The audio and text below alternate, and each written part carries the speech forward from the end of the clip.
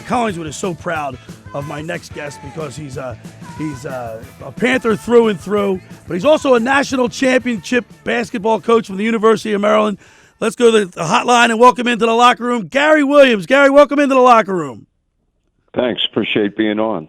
Hey, Coach, you being from Collingswood High School, not too many people. I think you and Eugene Orwitz made it big. Yeah, I think my eighth grade math teacher told me that I sat in Eugene Orwitz's desk when I was in eighth grade. Seriously. So for people that don't know, Eugene Orwitz is Michael Landon. He's from Collingswood as well. And, Coach, I had an opportunity to meet you briefly at the Collingswood High School Hall of Fame dinner where you got inducted in 2017. So congratulations for that. But, Coach, when you were growing up in Collingswood, did you ever imagine your career would take off the way it did? No, I was just like everybody else back then. Everything was evolved around the high school. There was the regional high schools were just coming in there in South Jersey, and so it was your hometown, and you really had a good time because you knew everybody. And if you played a sport, you just stay there at school. You played your sport, and you walked home and did the same thing the next day. And you followed all the Philadelphia teams. The Sixers, Phillies, whatever, and that was pretty much what you did. And Coach Williams, you were a big, I guess, Sixers fan growing up, Flyers, Eagles, and Phillies. Oh yeah, I mean they were my teams, and back then too. That was before free agency, so you knew every player just about on every team that you followed. Those teams didn't change much year to year, and they became your heroes. That's who you wanted to be when you played basketball or whatever. You were trying to, be like Guy Rogers, a really good guard back then or whatever. So it was a lot of fun. We're talking with Coach Gary Williams from NCAA championship coach from the University of Maryland. And you started off your career coaching at Woodrow Wilson High School. And how long were you there for, Coach? I guess you were there for about 3 or 2 years? Yeah, I was there 3 years. I was a JV coach coming out of college. And really enjoyed it. I learned a lot at Woodrow Wilson in Camden there. A lot of those kids didn't have much growing up, and so you really got a chance to get involved with them. And, on my second year there, I became the head coach, and we were fortunate enough to win the state Group 4 championship and go undefeated. And it was a big thrill. It was a thrill that's still very important to me. It'll be 50 years next year since we won that, but time does go by. Oh, sure, it's all in the coaching, Coach. It's all in the coaching. And we were my partner here with me sits in with me, Scotty McKay. He went to Charlie's. We played against Wilson back in the day. They were always tough. Yeah, they were like men, and we were boys back then for some reason. John Valori. John Valori. He was actually a JV coach when I graduated in '76, and Dan Fleming was the head coach who went to Temple. Yeah. And I remember those guys. Yeah, good guys. But Wilson was always tough. I mean, Wilson and Camden were both tough teams to play against. Yeah, it was. I played in the summer league in Camden when I was in high school, and you had to bring your game. Yeah, there's no doubt about it. And you learned how to play. That was always the great thing with basketball in South Jersey back then in the early '60s. It was a little segregated, but it wasn't in basketball. You'd go to Camden. Camden would come to Collingswood. We had the courts there until they built the high school. And, it was part of the process. You learned about other people, and, you grew up in a great way.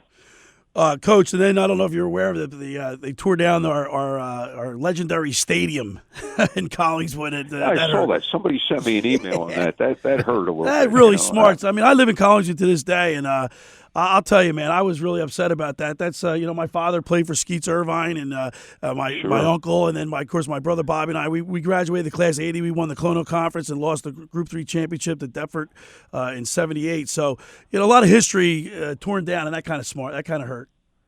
Yeah, and next thing they'll build condos in Knights Park or whatever. So, yeah, right. All right, Coach. Now you go from Woodrow Wilson, you get into college ranks. You go to Lafayette, Boston College as an assistant, and then your first, I guess, head coach is an American. Yeah, I was lucky to get into college coaching. I thought I'd be a career high school coach there in South Jersey, and a good friend of mine who got his doctorate when I was at Maryland playing.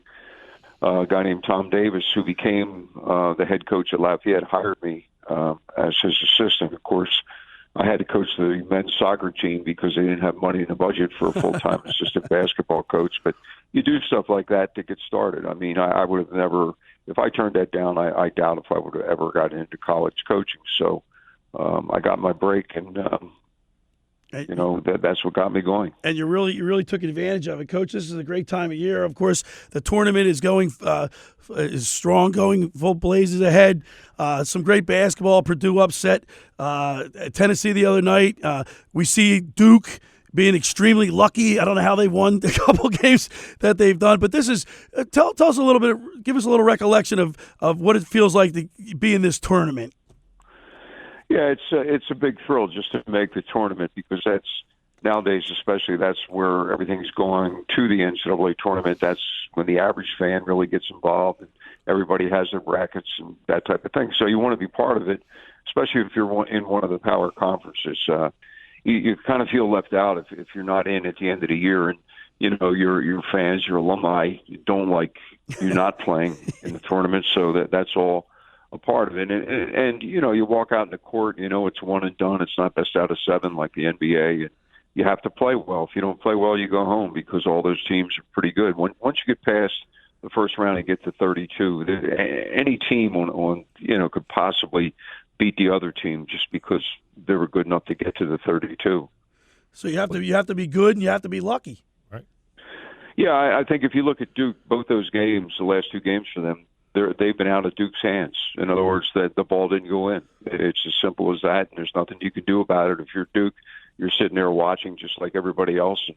And, teams missed shots. The kids, had great looks, and the ball didn't go down. And, so Duke moves on, and that's part of the tournament. There's a lot of tough things that happen to you as a team, and it's really hard. You look at it and you go like, well, you win 6 games, win a national championship. That's, shouldn't be that hard, but it is. It's very hard. It's extremely difficult. It's funny. Everybody's talking about the brackets are broken down.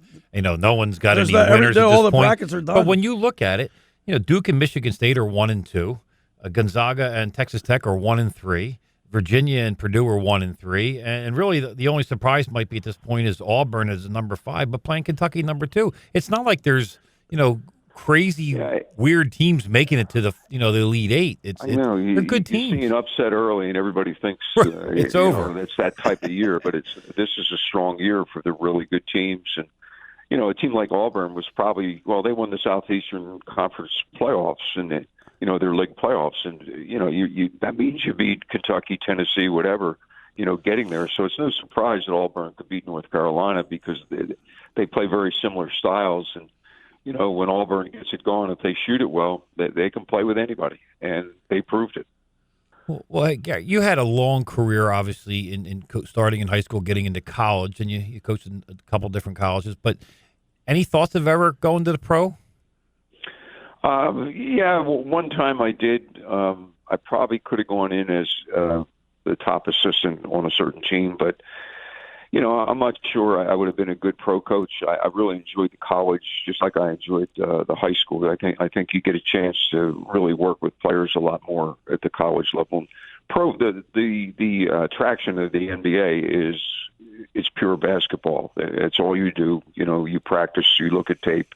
You get ready for the next game. You play 82 regular season games, and obviously that's attractive, because in college, a lot of times, you're taking care of your players. You're making sure they get to class, making sure they eat right. All those things are involved. When you get to the pro level, that's up to those guys to do that.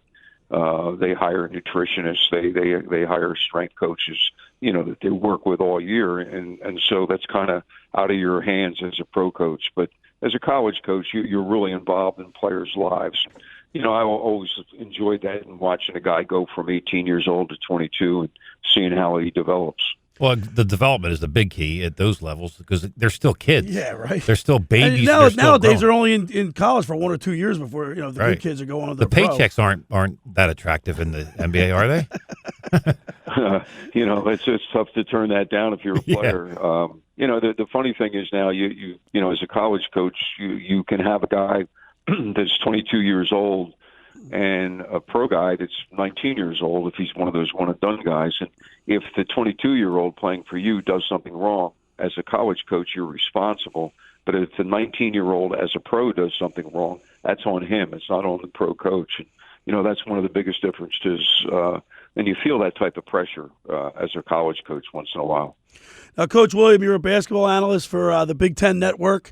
You're working there now doing that. And so what do you, if you give us a little breakdown of what do you see coming up? Like, who do you think is going to win the championship? Who do you like? Well, if Duke's healthy, the one guy didn't play last night. If they're healthy, they still have the best talent. They've been very fortunate to get by their last two games. I mean, luck's been on their side. If they continue to play close games like that, that would probably go against it. The team that really impressed me so far is Gonzaga. And, before the tournament, I hadn't picked Gonzaga, to win it or whatever. But they're long, they're quick, they're playing a great up-tempo style. And they've been here before. In other words, they've been close. And, they're used to this type of pressure that, builds during the NCAA tournament. So if I had to pick anybody right now, I'd pick them.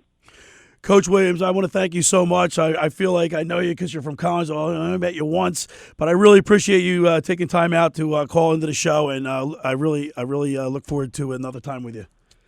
Yeah, thanks, and good luck with the show. I hope you guys enjoy it, and it goes really well. All right, there's Coach Gary Williams, former NCAA champion, 2002.